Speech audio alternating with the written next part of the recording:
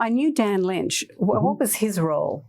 So Dan, I met many years later when he became the first outside investor in Covad Communications, the telecom company I started in 1996. Oh, okay. But Dan was the person who actually wired up one of the first two internet routers.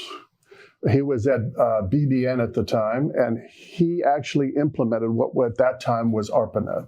And he went on to found the Interop, which was the largest internet trade show at the time, very early on. So ended up selling it, coming up here to Napa Valley, and getting into the wine business.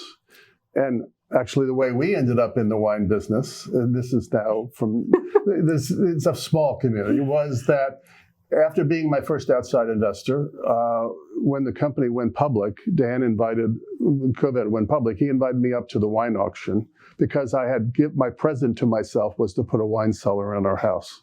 And he invited me to the wine auction. We fell in love with the community.